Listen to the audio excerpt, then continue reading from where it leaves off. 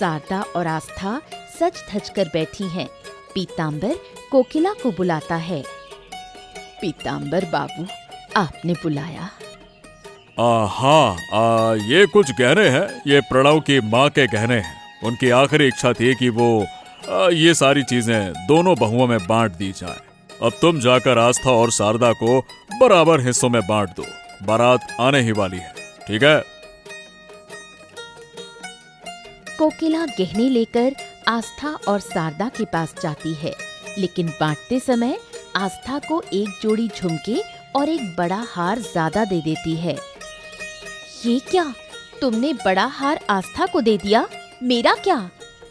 धीरे बोलो, कोई सुन लेगा। आस्था बड़ी बहू है, उसे थोड़ा ज्यादा देना पड़ेगा। तुम्हें भी एक हार मिला है, बस थोड़ा छोटा है। बड़ी बहू को बड़ा हार मिलना ही चाहिए। माँ, मुझे छोटा हार पहनने में कोई दिक्कत नहीं। दीदी, तुम मेरा हार ले लो और अपना मुझे दे दो। ओफो, तुम लोग मुझसे ज्यादा समझदार हो क्या? अगर पीताम्बर बाबू या प्रणव ने देख लिया तो बहुत गुस्सा करेंगे।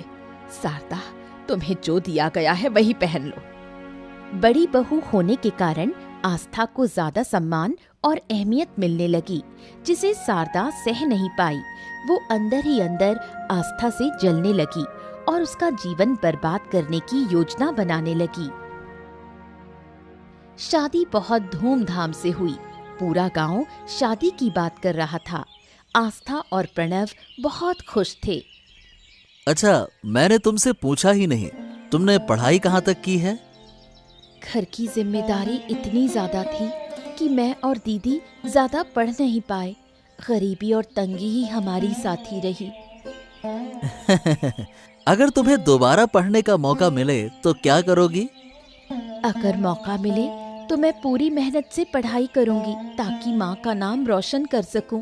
लेकिन अब इन बातों का क्या मतलब? मैंने एक फैसला लिया है। तुम दोबारा पढ़ाई शुरू करोगी, मन लगाकर पढ़ोगी। तुम्हारी पहचान सिर्फ मेरी पत्नी के रूप में नहीं होगी। सच कह रहे हैं? मैं फिर से पढ़ाई कर सकती हूँ? हाँ हाँ, बिल्कुल। पढ़ाई की कोई उम्र नहीं होती है। मैं कल ही जाकर सरकारी स्कूल में तुम्हारे दाखिले की बात करूंगा। मैं पढ़ाई में बहुत अच्छी नहीं थी, लेकिन दिल से पढ़ना चाहती थी। बाद में सिलाई करके कुछ पैसे कमाती थी ताकि माँ की मदद कर सकूं। अब तुम पढ़ाई शुरू करो। मुझे पूरा भरोसा है कि तुम बहुत आगे जाओगी। और माँ की चिंता मत करो, मैं उनकी देखभाल के लिए आदमी तय कर दिया है, तो वो देखेगा, है ना? आस्था के दिल में खुशी की लहर दौड़ जाती है। उसे ऐसा ही जीवन साथी चाहिए था। प्रणव के सहयोग से उसका आत्मविश्वास बढ़ता है और वो फिर से सपने देखने लगती है। जहां आस्था और प्रणव की जिंदगी खुशहाल चल रही थी, वहीं आनंद और शारदा की जिंदगी बिल्कुल उल्टी थी। आनंद शारदा से हमेशा अच्छा व्यवहार करता, लेकिन शारदा हमेशा झगड़ा करने को तैयार रहती। इस घर में रहना मुश्किल है, न आराम है न शांति। दिन भर खटती हूँ और बदले में क्या मिलता है? शांति शांति शांति। क्या हुआ तुम्हें? फिर से इतनी नाराज क्यों हो? कुछ नहीं, दिन भर तुम बस किताबों में घुसे रहते हो। मैं ही सब कुछ झेलती हूँ। तुमसे शादी करके कोई सुख नहीं मिला। अरे ऐसे क्यों बोल रही हो? क्या हो गया? किसी ने कुछ कहा क्या?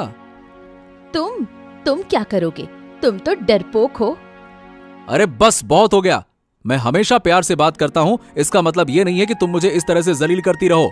फालतू की बात करती हो। अगर हिम्मत है तो जाकर अपने भाई और उसकी बीवी से उलझो। सिर्फ मुझ पर चिल्ला सकते हो। अरे तो मैं उनसे क्यों उलझूं? क्या मेरे सींग उगे हैं क्या? जाके उनको मार दूं? उनसे मेरा क्या लेना देना? फालतू की बात करती हो। मैं दिन भर काम करती हूँ, घर संभालती हूँ, और आस्था वो आराम से पढ़ाई करती है, बस इसलिए क्योंकि वो प्रणव की पत्नी है। सरदा, ये तुम्हारा वहम है। तुम और भाभी दोनों ही इस घर की बहुएं हो। दोनों का सम्मान बराबर है। सच? एक बार अपने आप को देखो। पिताजी सारे काम प्रणव को देते हैं और तुम उनके बिजनेस में बस एक सहायक हो, जहाँ तुम्हारा कोई मान नहीं। वहाँ तुम्हारी बीवी को क्या मिलेगा? शारदा की बातें आनंद के मन में गहरी चुभ जाती हैं। अब वो अपने भाई और पिता के प्रति जलन